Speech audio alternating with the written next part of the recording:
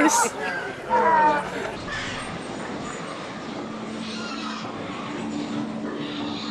Within a couple of years after we put together a very intense operation, we were experiencing diseases, a lot of diseases.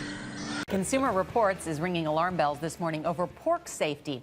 A new study shows chops and ground pork may be full of bad bacteria. Jim Axelrod is here with the story. Jim, good morning. Well, good morning, Nora. A whole host of foodborne illnesses is caused by these bacteria. We're talking about stomach aches, vomiting, diarrhea, fever, even in the most extreme cases, death. I spent half my day sometimes, injecting pigs, treating them for various respiratory and different types of diarrhea, and it was it wasn't a very pleasant lifestyle.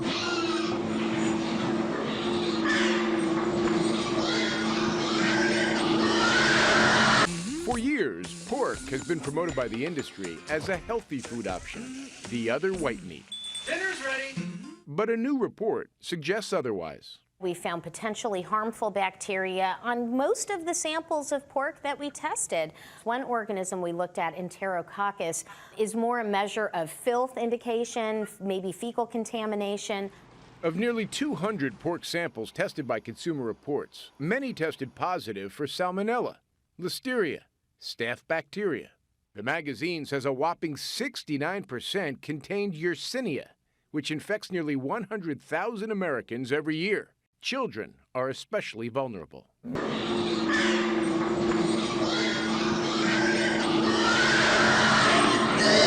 During that time, almost 15 years ago, the boar hog stabbed me in the kneecap with his tusk one day. And, a tough farm boy that I was, I basically took off my rubber boot and poured the blood out, and I just went on about my duties.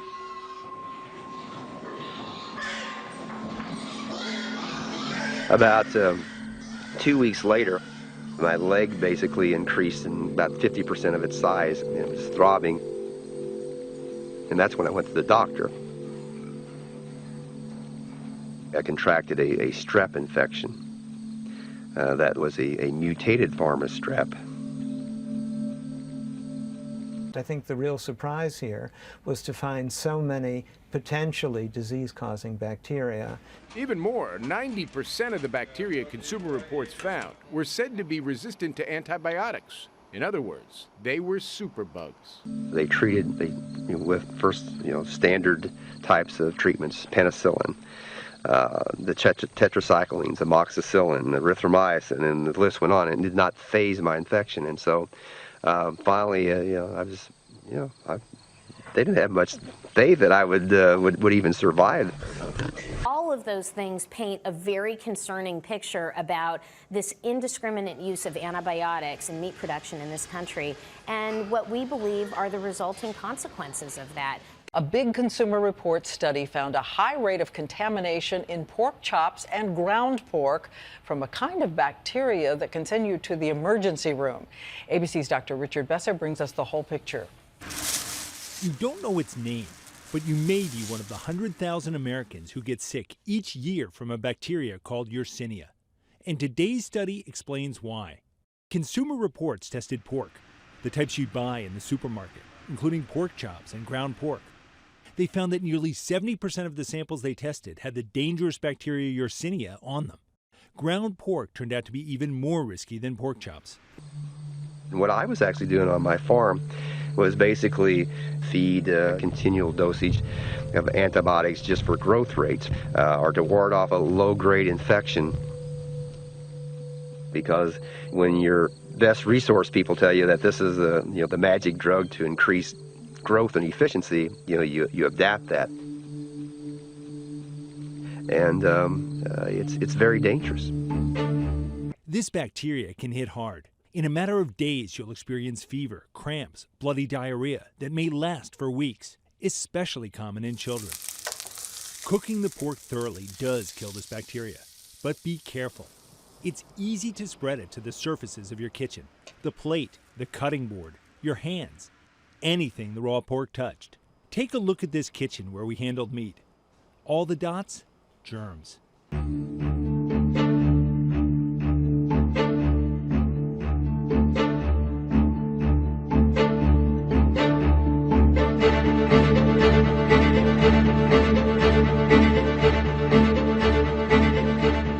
I realized this whole thing about antibiotic resistance was so true.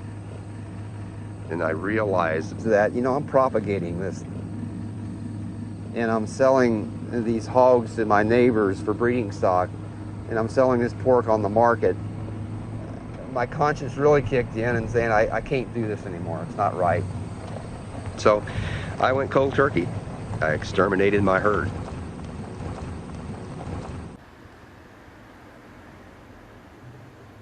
We have a bacteria that we know can live in pigs that has on occasions affected humans in the past, but not in such large numbers, and also the way in which it's presenting in humans with this much higher death rate than we would expect is of course quite intriguing as well. What's important is that we're able to put all the pieces of information together, what's happening in the pigs, what's happening in the humans, what the laboratory experts say.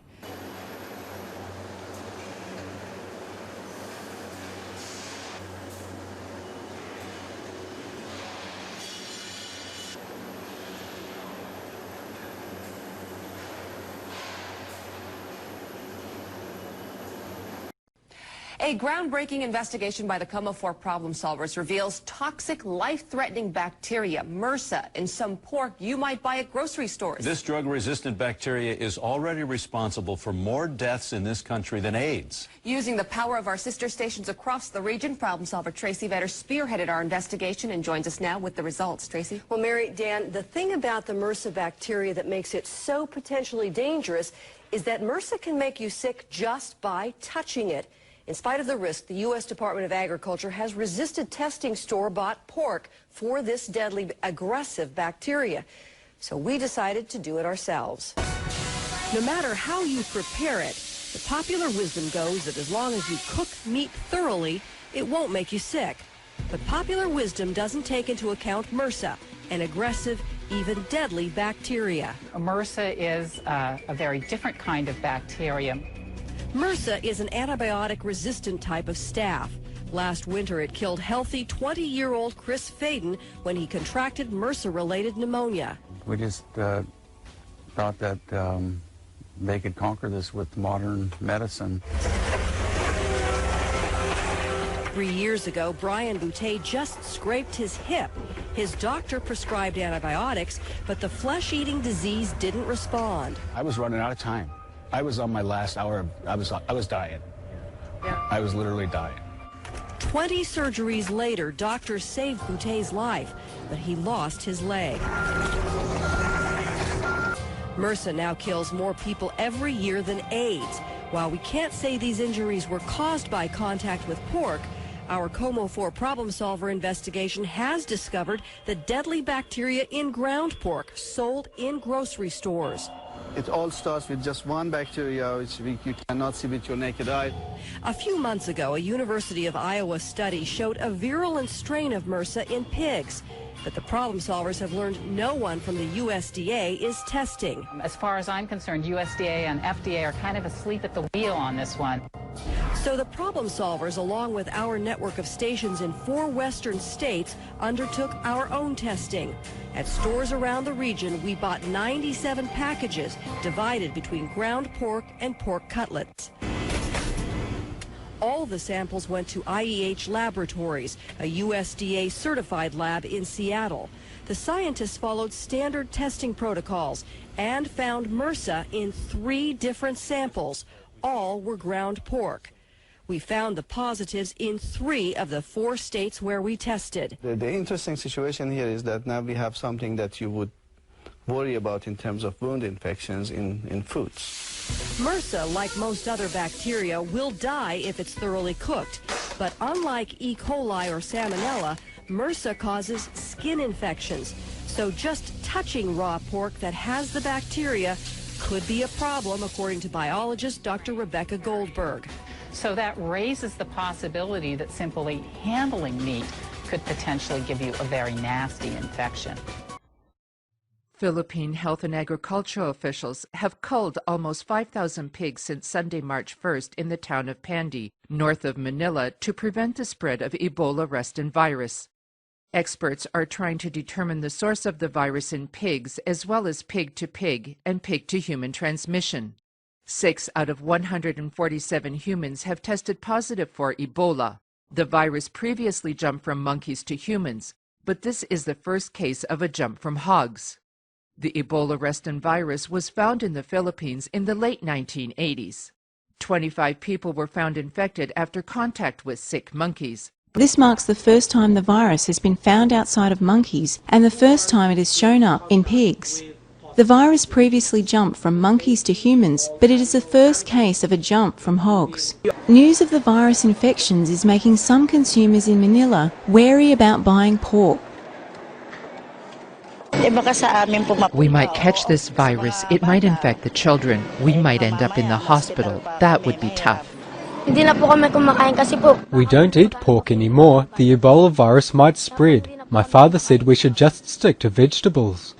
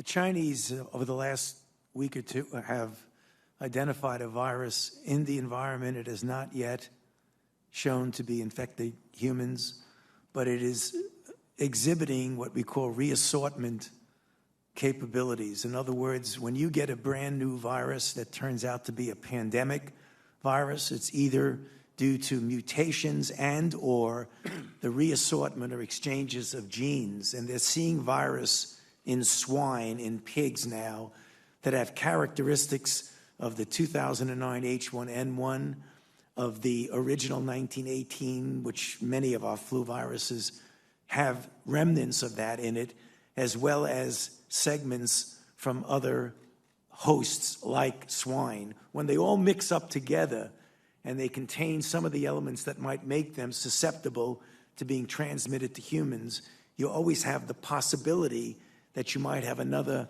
swine flu type outbreak as we had in 2009.